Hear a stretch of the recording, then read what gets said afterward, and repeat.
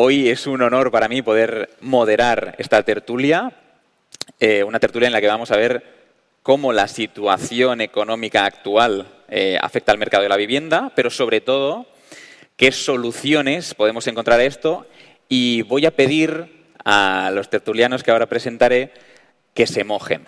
Juan Ramón, creo que no necesitas ningún tipo de presentación, es un honor tenerte aquí. Juan Ramón pues es economista, escritor, docente, emprendedor también recientemente, bueno, recientemente no, pero es también licenciado en Derecho y Economía por la Universidad de Valencia y también es máster y doctor en Economía por la Universidad Rey Juan Carlos de Madrid.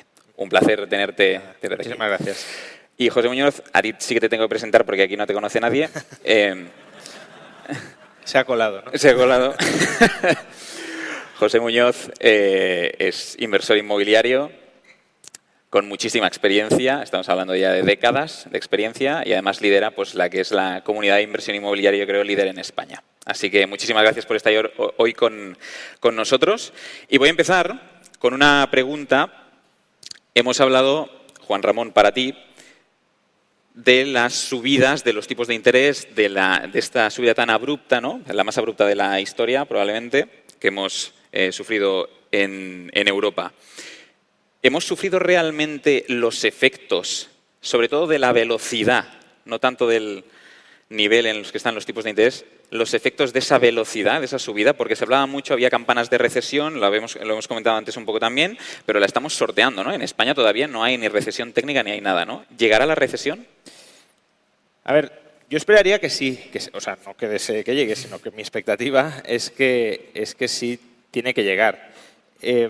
Básicamente porque la subida de tipos de interés es una subida tan potente que afecta necesariamente a, como decíamos antes, a los bienes de tipo más duradero, tanto de consumo como de inversión.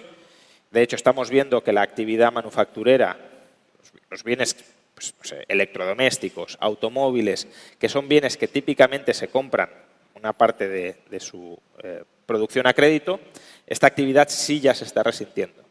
En Europa y en Estados Unidos está aguantando sobre todo el gasto en servicios, que es gasto que no se suele financiar a crédito. Pero claro, después de la contracción de la actividad manufacturera, lo siguiente es que se contraigan los ingresos de los que participan en esas actividades manufactureras y eso también restrinja el gasto en servicios y veamos ahí una cierta contracción de actividad.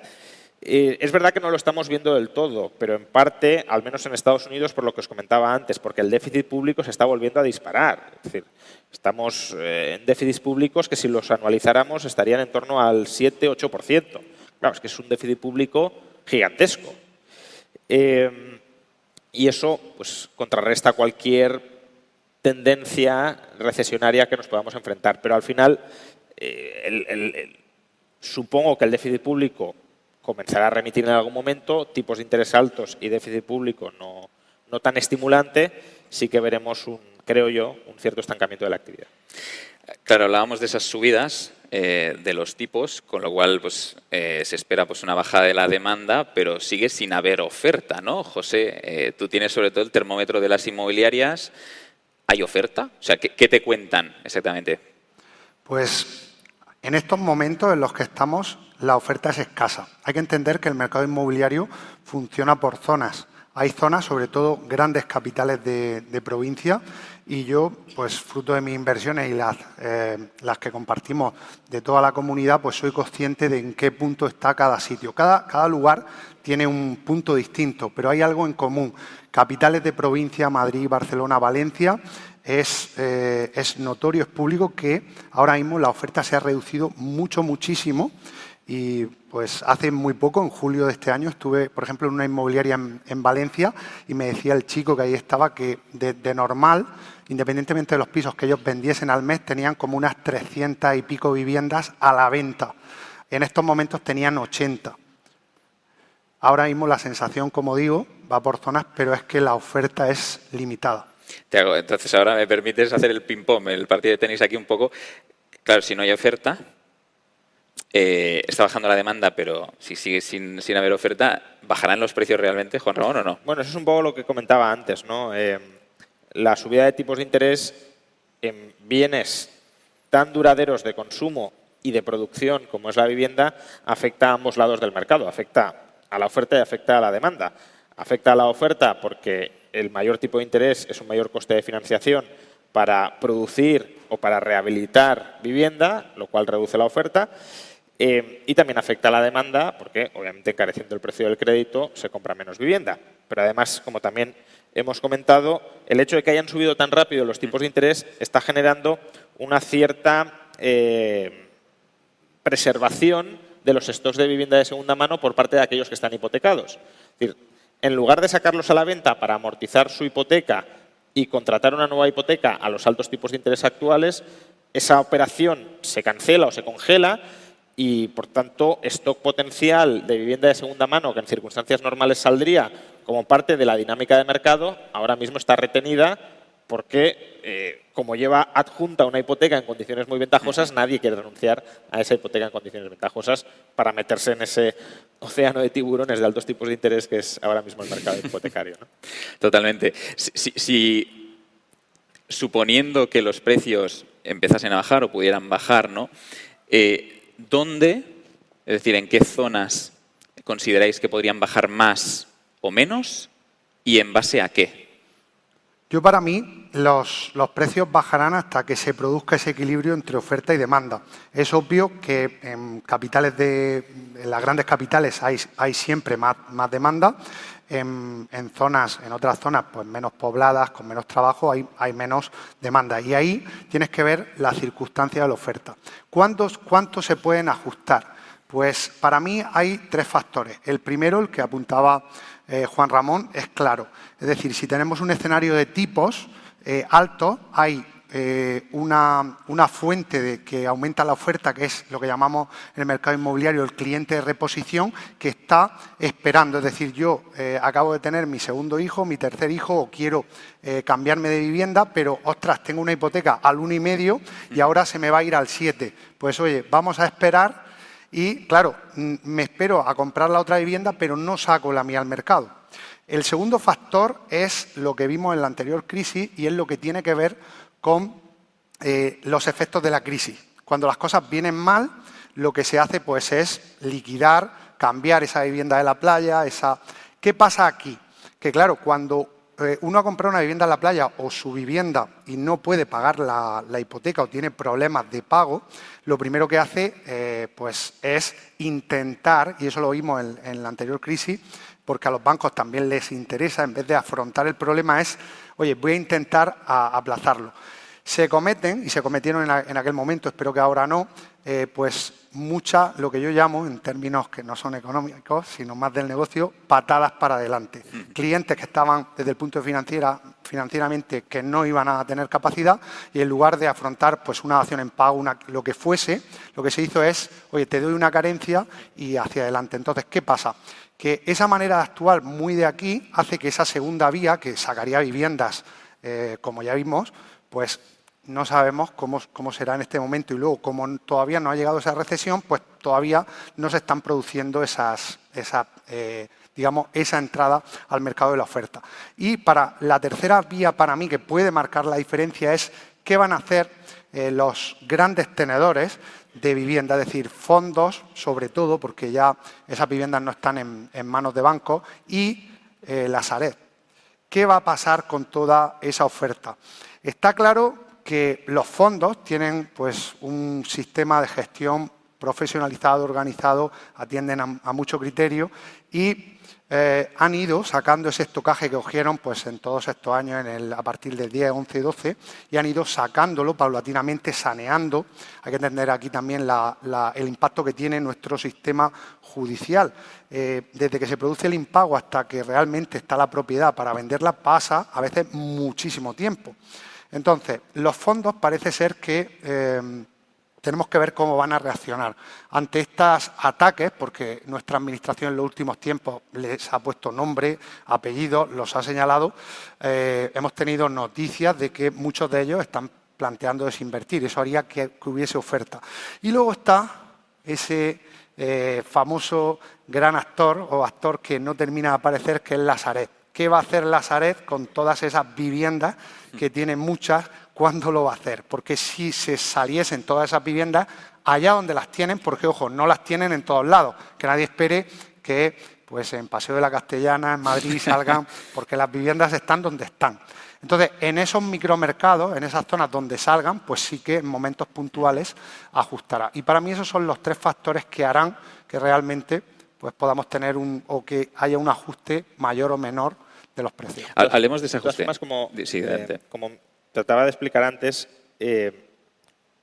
quizás estemos muy influidos por la última crisis inmobiliaria y nos planteemos todos, ¿cuándo llegará un escenario de corrección de 30%, 35%? Eso es una rareza histórica absoluta. Entonces, tampoco nos planteemos que eso tiene que volver en algún momento. No. ¿Puede haber ajustes de precios? Sí, pero históricamente lo habitual en mercados que no experimentan un desequilibrio brutal entre oferta y demanda, y creo que ahora mismo el mercado español claramente no tiene un desequilibrio en favor de la oferta frente a la demanda, lo habitual en crisis es pues, o que no caigan los precios en términos nominales y caigan algo en términos reales, o que si caen en términos nominales caigan unos pocos puntos, pero no las barbaridades que vimos en la anterior crisis. Por aportar a lo que dice el profesor, también hay que entender que esa situación anómala que vivimos aquí, que tenemos grabada, hay que tener en cuenta, y en estos datos hay mucha estadística, dato oficial, de entre los pocos que hay en el mercado de la vivienda en España, por desgracia, pero sí que es verdad que a pesar de que había algún estudio por ahí de 50, 60 ciudades en España que habían aumentado mucho, pero en muchos de los municipios, tenemos que saber que España tiene 8.600 municipios por ahí, estamos ahora recuperando precios que teníamos en 2008. Ojo, porque no solo eso fue anómalo, sino que los precios que tenemos ahora, teniendo en cuenta todos estos años, inflación y demás, volvemos a tener en algunos sitios precios de hace... Y recuperación nominal, claro, pero real con toda la inflación ni siquiera, ¿no? Entonces, claro, es que ese desequilibrio fue tan grande que no esperemos que se vuelva a repetir y no estemos como esperando a invertir pensando en, bueno, yo cuando caiga un 30% compro. ¿No? Ahí compro. Justo en ese... Entendido. Estamos con los precios en máximos, ¿no? El Euribor también en máximos. Se han frenado en seco las compraventas. Un 30% menos, el otro día aparecía el dato de hipotecas contratadas. Claro, esta situación te lleva a la pregunta de esto en algún momento tiene que petar, ¿no? ¿Podemos jugar a la bola de cristal para saber el cuándo? Que es la pregunta que todo el mundo tiene en la cabeza. Bueno, está un poco relacionado con lo que mencionaba antes, ¿no?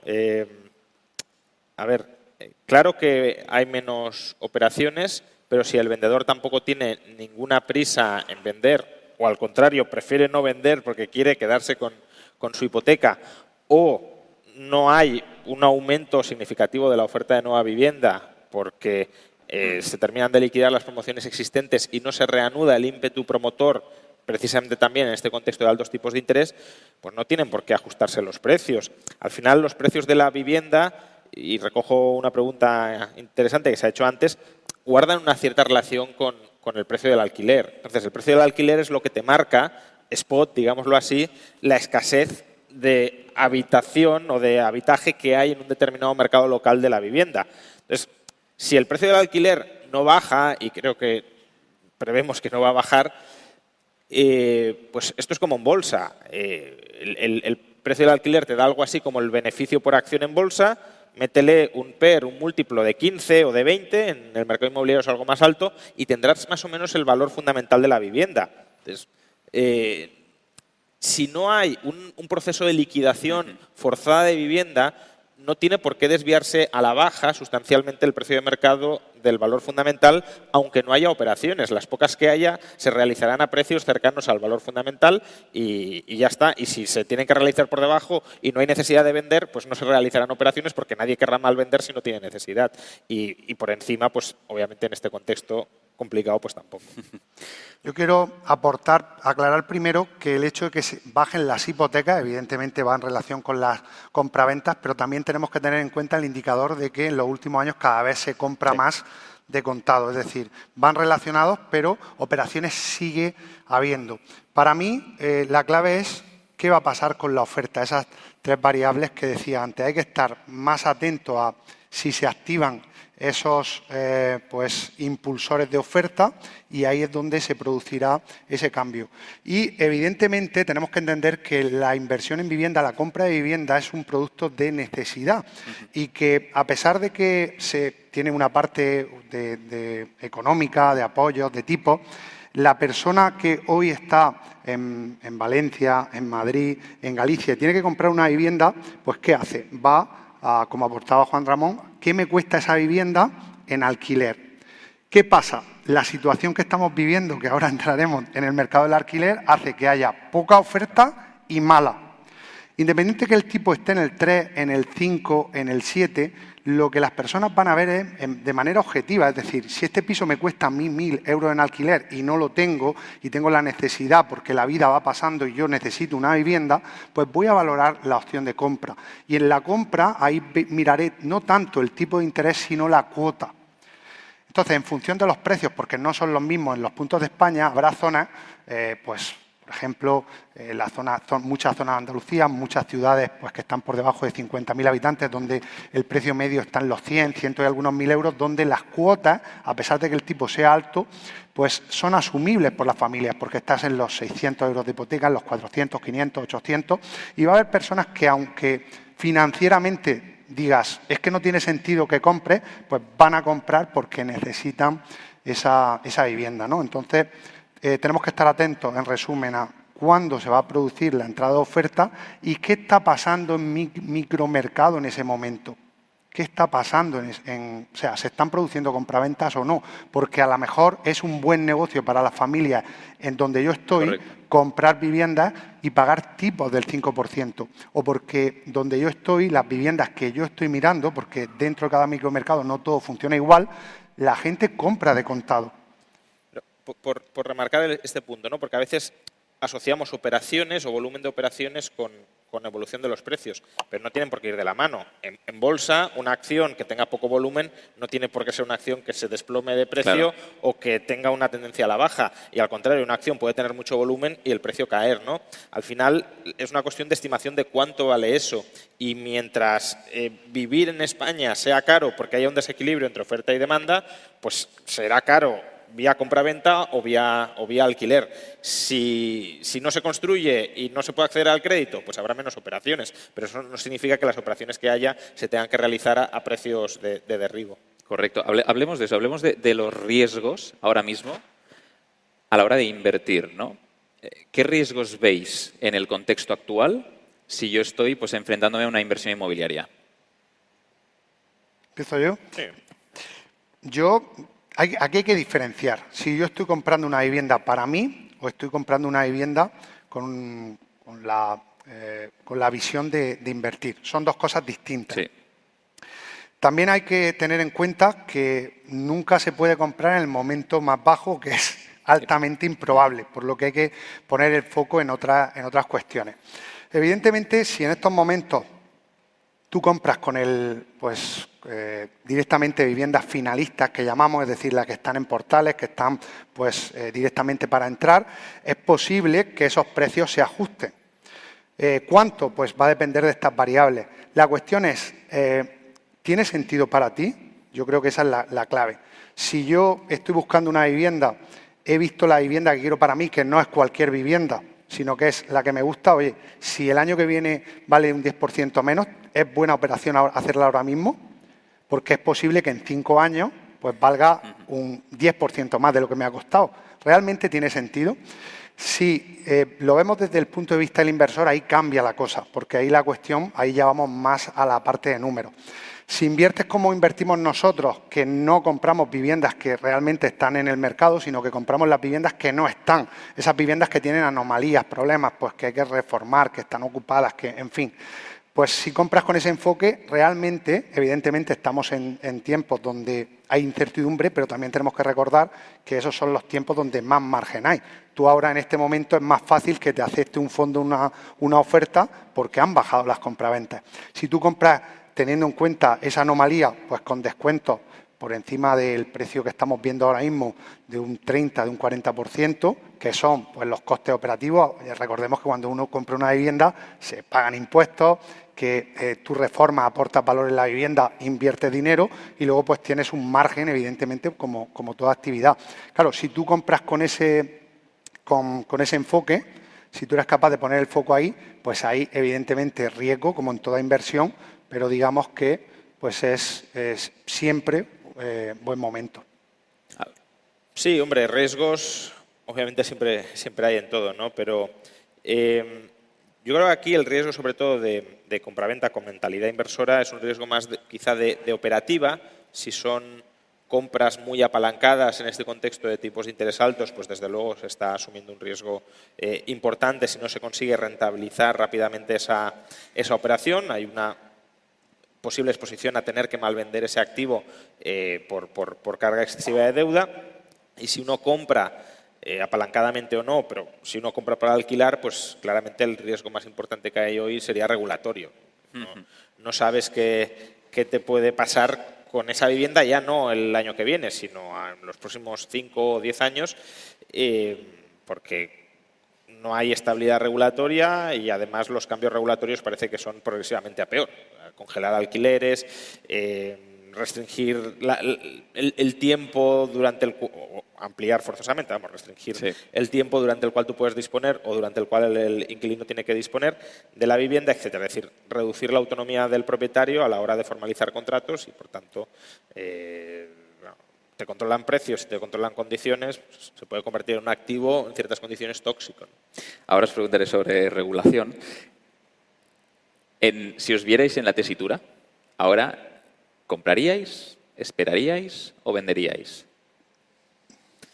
A ver, depende de la situación, ¿no? Pero por complementar algo que ha dicho antes José, sobre el mejor momento para invertir en inmobiliario, a ver, siempre puede haber oportunidades, ¿no? Pero digo, el momento de manual, el decir, oye, me meto aquí, suele ser después de una recesión, cuando los bancos centrales están bajando o están empezando a bajar tipos de interés para estimular la economía, porque ahí se mezclan dos ventajas, ¿no? Probablemente los precios se hayan ajustado a la baja y además el coste de financiación es el mejor posible.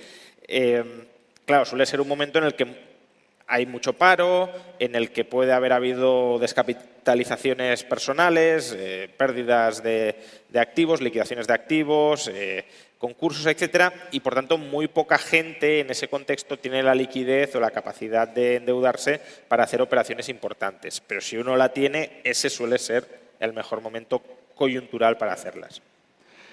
Si hablamos para mí de vender, este es el mejor momento para vender y es mejor que el mes que viene o de aquí a 3 meses. Eso está claro porque esta incertidumbre, pues a pesar de que el mercado aguanta, pues yo lo llevo diciendo ya un año y yo las cosas que tenía que vender, hace ya un tiempo que hice algún vídeo, dije, es el momento de vender porque sí que vemos un punto de inflexión. Para comprar, si yo estoy comprando la vivienda para mí, yo lo que digo es, oye, ¿tiene sentido para mí? Y no hay que ser economista. Vamos a ver, ¿yo qué gano? ¿Qué puedo pagar? No quiero ganarlo todo. Voy a ver con el banco, ¿me dan tipo fijo? ¿A cuánto? ¿Lo puedo pagar? Oye, cógelo y si tiene sentido entra. Porque a lo largo de esos 10, 15, 20 años que tú puedes tener una vivienda para ti, tenemos que tener en cuenta que la situación va a hacer que el impacto que tiene tu ingreso, la cuota de hipoteca, el tiempo va a hacer que cada vez sea mayor. Si ahora mismo coges una hipoteca que aunque te digan que es, ostras, qué disparate, que no, pero si tú ahora mismo estás cogiendo una hipoteca que puedes pagar y que además, pongo una cifra, pago 1.000 euros al mes, pero es que las viviendas en alquiler están en 800, en 900, en 1.200. Si tiene eso sentido para ti, adelante, porque es posible que además esa vivienda que te gusta, que tiene las vistas que quieres, que está en el sitio que quieres, no esté de aquí a un año o un año y medio. Si hablamos de comprar para invertir, claramente, si compras con este enfoque del problema, va a ser siempre buen momento. ¿Por qué? Porque en momentos donde es difícil o cuesta más vender, suele ser más fácil comprar. Tienes posibilidad de conseguir más margen. En momentos como el que venimos ahora, que es muy fácil vender, de hecho, demasiado fácil, de entre las pues más de 200 operaciones en real que se están haciendo en España dentro de nuestra comunidad. Por daros ese dato, los compañeros van compartiendo pues desde el inicio hasta el final. Y hay gente que dice, he vendido en un día, he vendido en 5, he vendido en 7 días. Eso no era lo habitual. Claro. Eso, cuando yo empecé en esas primeras operaciones, el año 2012-2013, que era el momento que económicamente era el más interesante, el que apuntaba Juan Ramón, era muy interesante porque estábamos en ese momento donde realmente había tipos muy bajos y pues también había unas compraventas más bajas. Ahí comprábamos mejor y vendíamos pues 60, 90, 120 hasta 3, 4, 5 meses. En los últimos tiempos cuesta más comprar porque hay más personas y es más fácil vender. Objetivo a la hora de comprar, para mí claramente, si es con el prisma inversor, el que tengas ese enfoque en la anomalía, en el problema y que tengas un margen de entrada que te dé esa seguridad. ¿Hay alguna modalidad de inversión en específico que se beneficie de la situación actual? ¿Comprar, aportar valor, vender? ¿O comprar y alquiler tradicional? Claramente, porque ahora hablaremos seguramente del mercado del alquiler. Con lo que ha pasado, con lo que está pasando con el mercado del alquiler, con esa incertidumbre, ya sabemos que el dinero, pues me gusta esa frase de que el dinero no ataca, sino que se defiende. Es decir, tú pones unas condiciones y, pues, ¿qué pasa? Que de momento pues hay una retracción. Está claro que en momentos como este, yo lo estoy viviendo especialmente, es más fácil comprar. Yo estoy comprando y es más fácil, sobre todo a fondos en este momento, por ejemplo, ante los continuos ataques, ellos están en un plan de desinversión, también tienen menos compraventas porque lo que ellos llaman el retail, es decir, esa parte de su negocio donde le venden al cliente minorista que quiere comprar una vivienda para vivir, está bajando consecuentemente. Entonces, cuando enfocas de esta manera, ahora mismo es un gran momento para comprar, el dinero se gana en la compra, así que para mí es un buen momento. Ojo, y esto no es un consejo de inversión porque también hay más incertidumbre, hay más riesgos, tienes que tener más conocimiento, estar más preparado. Hablabas de alquileres, hablábamos antes de regulación, Juan Ramón. Nueva ley de la vivienda. ¿Ha funcionado? ¿Ha cumplido su función? Bueno, a ver, es verdad que la ley de la vivienda no se aplica plenamente en toda España, por suerte. Por tanto, también juzgarla en función de lo que sucede ahora mismo, pues es un juicio incompleto, porque hay partes que no se pueden aplicar, como digo, por suerte, ¿no? Porque el objetivo de la ley de la vivienda básicamente es matar la rentabilidad del alquiler absolutamente. Es decir, en aquellos mercados que estén más tensionados de precios, congelar de manera indefinida el alquiler hasta que suponga pues una fracción menor de los ingresos personales de los individuos. Y para eso pues lo que se hace es no permitir que aumente el precio o incluso forzando a que se reduzca vinculándolo con ciertos índices. Claro, si la solución a un desequilibrio entre oferta y demanda que se manifiesta con subidas de precios para estimular la oferta y para desincentivar la demanda menos relevante, o sea, imaginad que una persona vive en una zona tensionada en un piso de 100 metros cuadrados o 150 metros cuadrados, solo una persona. Y porque consiguió unas condiciones de alquiler muy ventajosas o porque la ley le beneficia y le permite esas condiciones ventajosas. Claro, lo lógico sería que esa persona dijera, oye, yo no necesito un piso tan grande, si suben mucho los precios me busco algo más pequeño. Pero claro, si tú no permites que suban los precios, estás asignando viviendas a gente que realmente no la necesita en esas condiciones. Por tanto, desincentivas el aumento de la oferta y incentivas una retención ineficiente de la demanda. Por tanto, consolidas la escasez. Yo creo que la ley de la vivienda no busca solucionar el problema de la vivienda, lo que busca es tener a una parte de la población, que son aquellas personas que viven en una zona tensionada de alquiler, contenta, porque me has impuesto unas condiciones ventajosas, por tanto yo te voy a votar, pero a costa, claro, de subdesarrollar el mercado inmobiliario y de que los que no están viviendo de alquiler no puedan ni comprar ni alquilar, que esos son los perjudicados últimos de este tipo de regulación. Entonces, no ha funcionado en parte porque no se ha aplicado, pero en parte porque lo que entendemos por funcionar no es el objetivo de la ley. El objetivo de la ley es tener votantes cautivos entre aquellos que se benefician por la ley, no favorecer la accesibilidad de la vivienda. En tu caso, José, que lo tienes más en Yo el te terreno. puedo decir que la ley de la vivienda ha tenido un efecto claro desde ya y que todo el mundo entiende y está sufriendo y se puede ver, y es que los precios del alquiler están subiendo. ¿Por qué? Porque tú creas una ley donde estableces una serie de cuestiones que no defines. Zonas tensionadas, índices por crear. Claro, ¿qué hace la gente? ¿Que no vas a poder subir el precio? Pues lo que sale al mercado sale carísimo ante esa imposibilidad. Juan Ramón decía, oye, habría que incentivar a la oferta. Creas una ley en la que claramente, esta es mi opinión como gran tenedor, atacas a la oferta. Los que tienen que poner viviendas en el mercado, o sea, tú directamente los atacas.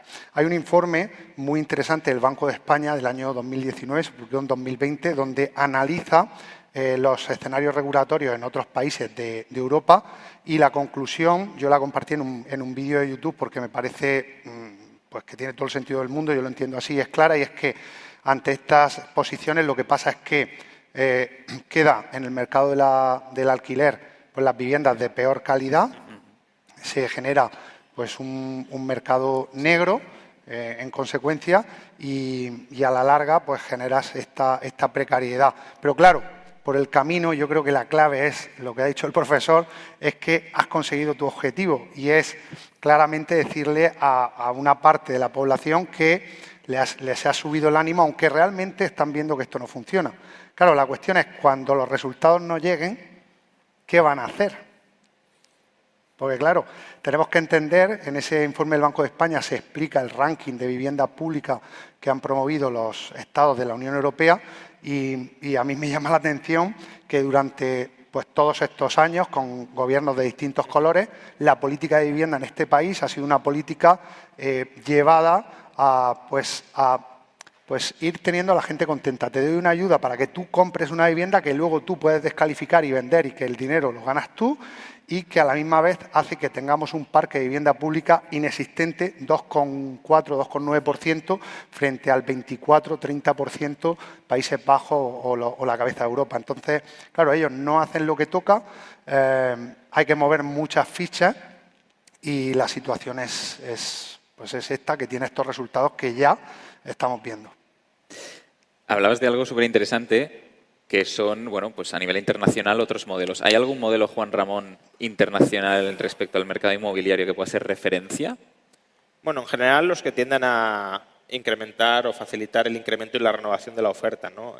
Australia, por ejemplo, o Japón, que es menos conocido, pero Japón, a pesar del burbujón inmobiliario que tuvieron a principios de los 90, tiene una política de vivienda, es verdad que muy vinculada a las peculiaridades de la isla, ¿no? La necesidad de ir renovando los edificios continuamente para mejorarlos frente al riesgo de terremoto, pero imprime un dinamismo en el mercado inmobiliario que suministra mucha oferta continuamente en el mercado y controla los precios. O en Estados Unidos, porque también el mercado del alquiler siempre es local, pero claro, especialmente en un país como Estados Unidos, marcadamente local. En Texas, por ejemplo, también hay mucha libertad a la hora de construir y también podemos encontrar pues, viviendas gigantescas y baratísimas. Es verdad que Estados Unidos es un país distinto, ¿no? Con muchísima menos densidad que España, pero creo que ese enfoque de permitir el aumento de la oferta para saciar el aumento de la demanda es el correcto. Ayer hablábamos justo de, también comentando el tema de la regulación, hablábamos, por ejemplo, de pues, esta nueva, digamos, pretensión, intención que tienen de regular el habitacional en España. En concreto, pues el co-living y el co-housing, ¿no? Sin entrar en los detalles de la normativa, ¿qué os suscita, qué opinión os suscita la intención de meter mano en estos mercados? ¿Es algo positivo? ¿Es algo negativo? ¿Es algo que puede ser positivo y negativo a la vez? Bueno, yo creo que es una especie de espiral intervencionista que va en aumento, ¿no? Es decir, controlamos las condiciones de acceso a la compraventa restringiendo las posibilidades de aumento de la oferta, de reconversión de usos y, por tanto, dificultamos que la gente pueda convertirse en propietaria de vivienda, porque encarecemos los precios de compraventa, etcétera. Bueno, además, tenemos un mercado laboral donde los jóvenes están en gran medida excluidos, no pueden amasar o ahorrar una entrada inicial para la hipoteca. Bueno, una serie de problemas que hace que regulatoriamente expulsemos a la gente o a parte de la población de comprar una vivienda. Bueno, pues si no puedo comprar una vivienda, me voy al mercado del alquiler. Vale, tienes una política de alquiler, de nuevo, obscenamente intervencionista, que termina generando un desequilibrio entre oferta y demanda que provoca alzas del precio del alquiler. Bueno, pues ya no puedo acceder al alquiler. ¿Qué me queda? Compartir habitación. Pues bien, ya nos vamos a cargar también este mercado para que la gente no pueda salir de casa, básicamente. Creo que es la tendencia que hemos ido siguiendo. Y siempre sin ponerle... Yo creo que hay que poner unas normas básicas porque, claro, toda esa política errónea hacen que cada vez haya más precariedad. Veíamos pues, ejemplos de habitaciones que en un país como el nuestro son vergonzosas y es algo que no tenía que existir, pero que dicho esto también tenemos que ver de dónde está viniendo. Yo entiendo que... Es que, si me permites, eso es el síntoma de otras muchas cosas que se hacen mal. Y cuando uno tiene fiebre, por mucho que te pongas paños calientes, no se soluciona, tienes que tomar antibióticos. Yo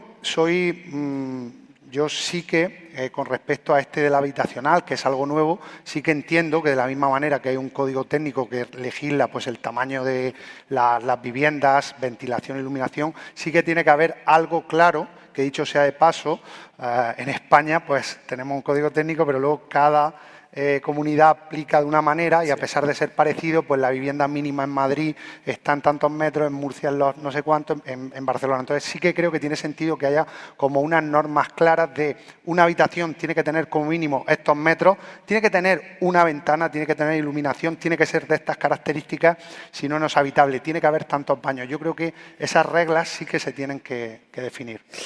Genial. Hemos hablado de muchos problemas, de muchas cosas, ¿no? Pero sobre todo vemos muchos problemas en la constelación de cosas que hemos hablado. Vamos a hablar de soluciones, ¿vale? Hablabas de aumentar la oferta, Juan Ramón. ¿Qué tendría que pasar en España para que aumentase la oferta? Antes de esto, si me permites, por visibilizar la magnitud del problema, porque a veces nos quedamos en que, bueno, pues es un problema que suban los precios de la vivienda porque se dificulta el acceso a la vivienda, pero como si fuera, es el único problema, que yo quiero una casa y no puedo acceder a ella. Pero realmente que no podamos devenir propietarios, o al menos que no tengamos un espacio en el que residir que sea fácilmente accesible y barato, es muy dañino para la economía por muchas razones. Primero es dañino porque gran parte de los réditos de la economía productiva son absorbidos por los terratenientes de vivienda. Una ciudad como Madrid. A una ciudad como Madrid acuden pues, personal altamente cualificado a vivir. Claro, si no hay espacio para que esas personas altamente cualificadas vivan, ¿qué sucede? Que los precios de la vivienda aumentan. Si los precios de la vivienda aumentan, la parte del salario de estos trabajadores altamente cualificados que destinan al pago de la vivienda crece. De modo que el arrendador está absorbiendo parte del salario de estos trabajadores que deriva o que es una remuneración de la formación que han recibido. Y claro, si la formación se vuelve menos rentable después de pagar la vivienda, para los trabajadores hay menos incentivo a formarse. ¿Para qué me voy a formar ingeniero de lo que sea si me tengo que ir a vivir a Madrid? Claro. Y al vivir en Madrid, mi salario después de pagar el alquiler o de pagar la cuota de la hipoteca, si me lanzara a comprar, es más bajo que si no me formo y me quedo en mi pueblo, ¿no? Entonces, los altos precios de la vivienda son un desincentivo a la formación. Luego, el hecho de que uno no pueda acceder a la propiedad inmobiliaria en un país como España, donde el activo predominante en las carteras de la población ha sido el inmobiliario y donde no existe cultura financiera muy extendida para invertir en otro tipo de activos, significa que tenemos masas crecientes de población descapitalizadas. Y eso es gente que depende absolutamente en cualquier coyuntura adversa de que los demás, normalmente a través del Estado, le den, porque no tienen ninguna autonomía para aguantar pues, perder el empleo o un gasto extraordinario porque no tiene patrimonio, no tiene ahorro a largo plazo. Y el vehículo tradicional en España de ahorro a largo plazo ha sido la vivienda y ni siquiera se está pudiendo afrontar por ese lado. Y luego también hay un problema casi de equidad intergeneracional, en el sentido de ¿quiénes son los propietarios de vivienda? Pues las personas que han ido ahorrando a lo largo de toda su vida y que ya van teniendo una edad.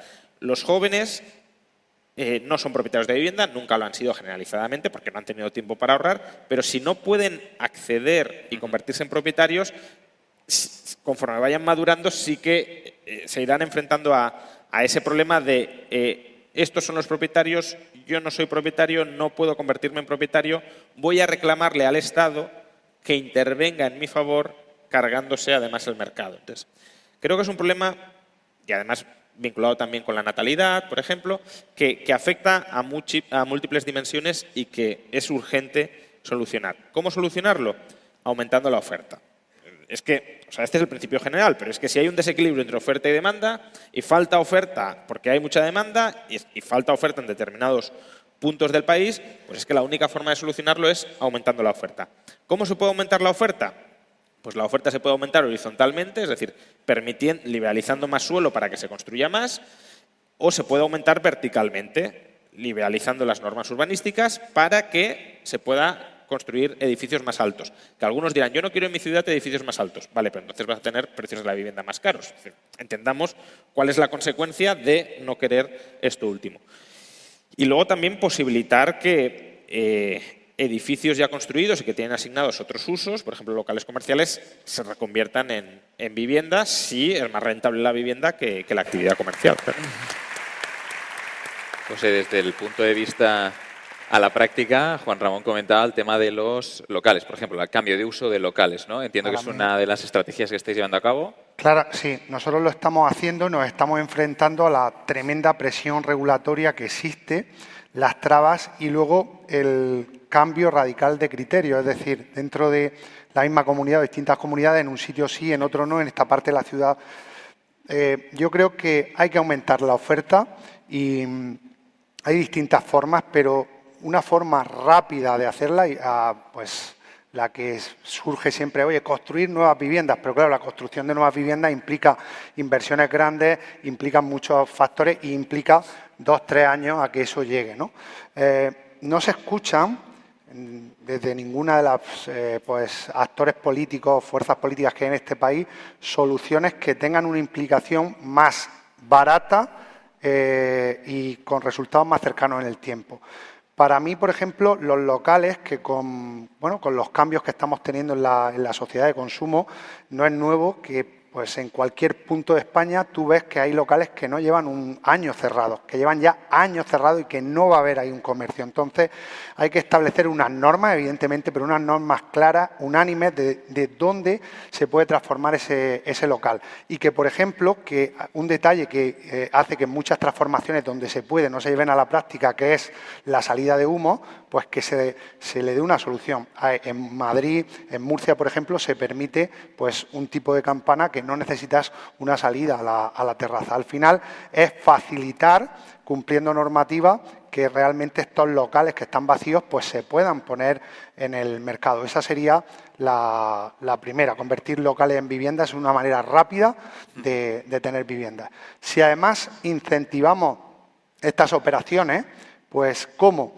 Aquí siempre en España viene la idea de la ayuda, cuando realmente es mucho más sencillo, no hace falta dotar de fondos. Tú puedes hacer cosas tan sencillas como, oye, cuando tú compras una vivienda para ti, pues pagas unos impuestos. ¿Por qué no quitas esos impuestos o reduces esos impuestos a los que vayan a poner viviendas en el mercado? ¿Por qué no dices, señores, señoras, los que vayan a poner viviendas en el mercado que no paguen ITP?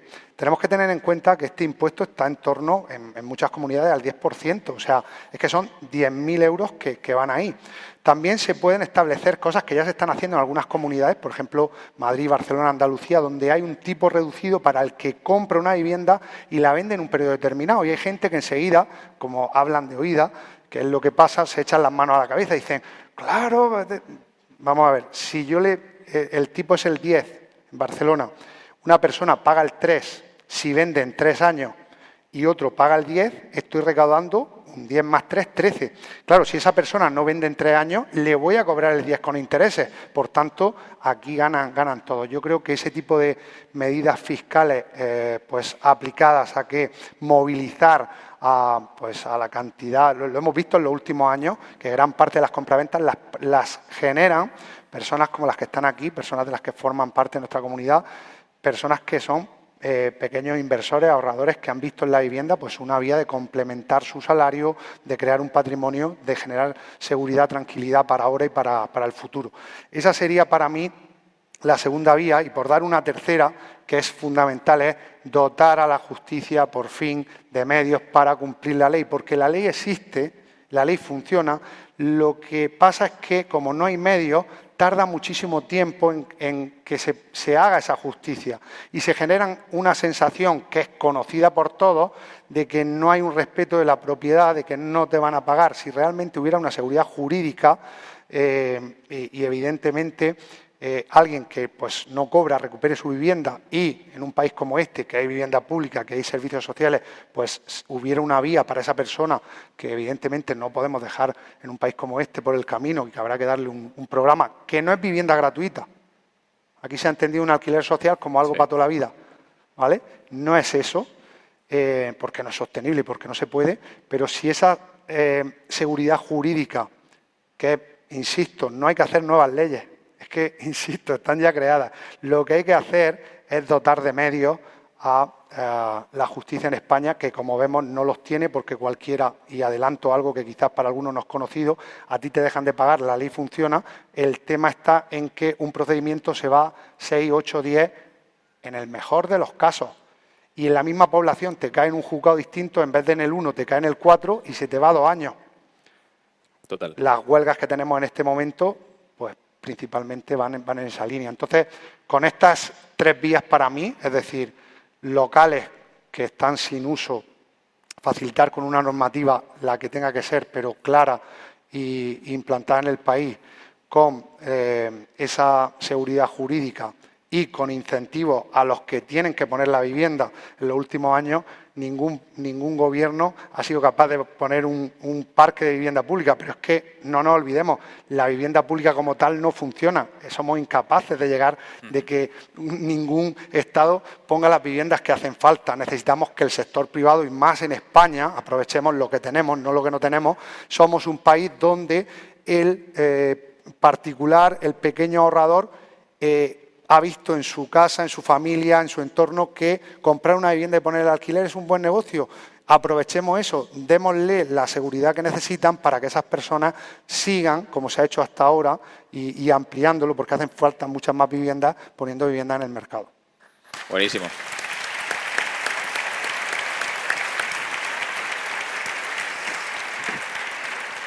Vamos a concluir y os voy a pedir que, pues de cara a toda la audiencia, al final aquí tenemos una audiencia de inversores inmobiliarios, les deis un consejo cada uno sobre lo que haríais en este punto y cómo procederíais en función del contexto actual en el que estamos. Empezamos, si queréis, por Juan Ramón.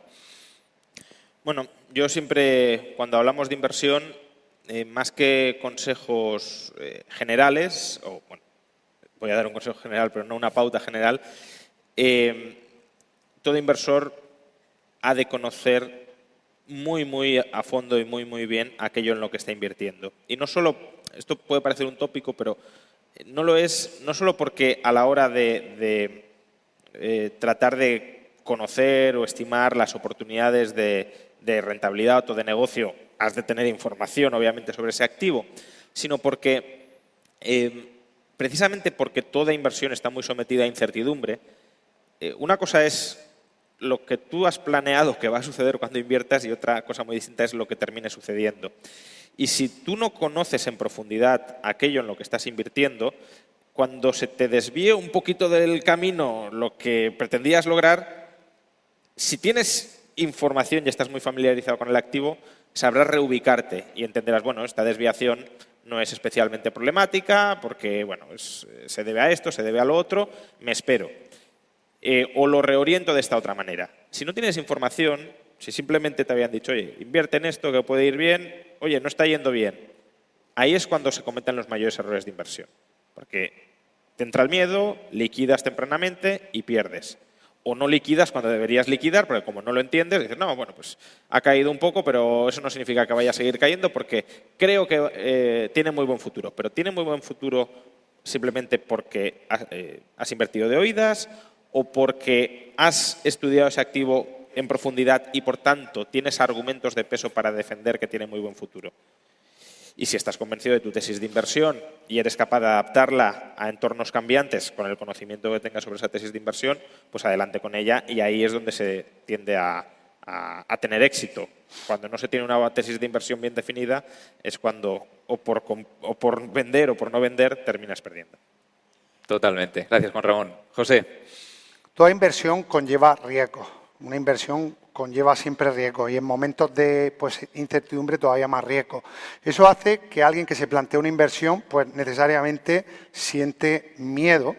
Y yo siempre digo que el conocimiento es el antídoto del miedo. En el momento que tú tienes el conocimiento necesario, tú mismo entiendes que ha llegado el momento de dar ese paso. Hay personas que lo dan antes, hay personas que lo dan después, pero la clave es poner el foco en, como estamos haciendo ahora, en escuchar, en informarte y luego en tener esa, en conocer, como decía Juan Ramón, ese activo en profundidad, en entender ese mercado. A partir de ahí, pues tienes que tomar la decisión sabiendo que la primera operación o las primeras operaciones son en las que más se aprende y en las que menos se gana, sabiendo y dando por hecho que vas a cometer errores, pero entendiendo que pues en el futuro, pues como todo, lo aprovecharás y lo tendrás.